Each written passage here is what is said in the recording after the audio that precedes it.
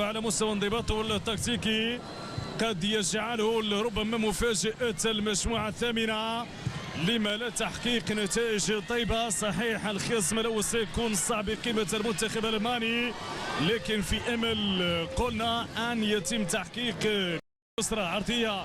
يتحرك المنتخب السويسري حذر يا شبوت جيرالدين روتلير على مستوى الجهه اليمنى لفائده إيكبونغون. حاولت ان تمرر بالفعل، نجحت في ذلك. هنا التقدم، هنا المراوغه من رامونا، تمشي اماميه خطيره.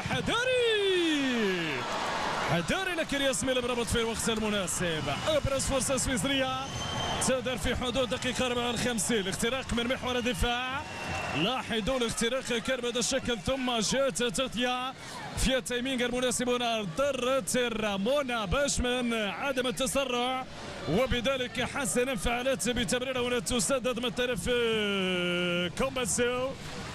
كومباسو هي من سددت على الكره لعبت سيرفيت.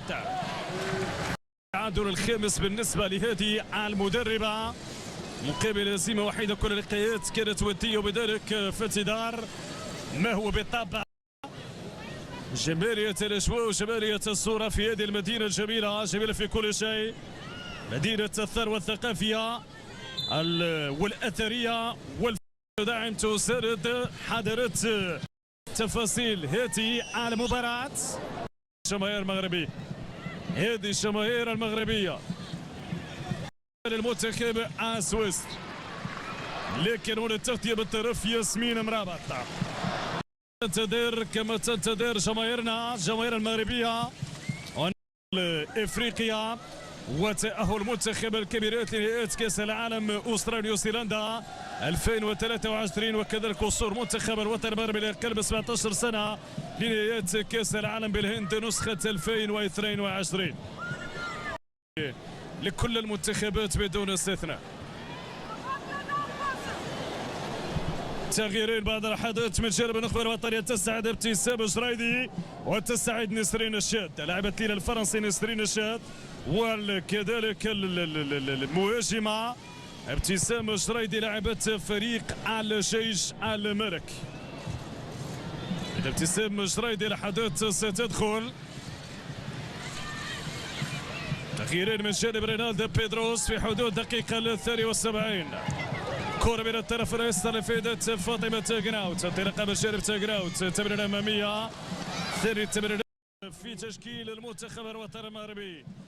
الركلة الركنية فاطمة تاغناوت، فاطمة في تنفيذ الركلة الركنية عبر القائم الثاني. فرصة البحث عن الراسية، إبعاد من سومباسو، متابعة هنا العرضية، فرصة خطيرة.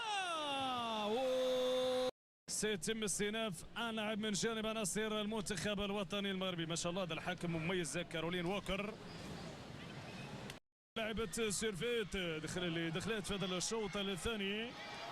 واحدة من تغييرات الجولة الثانية بالنسبة للمنتخب السويسري. كرة مغربية تقدم في هذه اللحظات، لكن تسرع من طرف اللاعبة سامية الحساني لوسط الميدان. تظهر بعد ما نقولش العيا، لكن يظهر بعد الارتباك الان بالنسبه للمنتخب الوطني. كره سويسريه مشات الرجال اليمنى، تقدم الفرصه خطيره.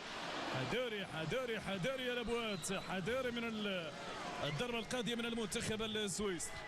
فاطمه تاغناوت عبر وسط الميدان يساريه طويله، تلقى الفرصه بالراس الابعاد من الحارسه لايمان سلمى متابعه من سلمى. تدر فاطمه تاغناوت، فاطمه يجب التمرير، تمرير اماميه خطوات تيكي تاكا مغربيه، تسديده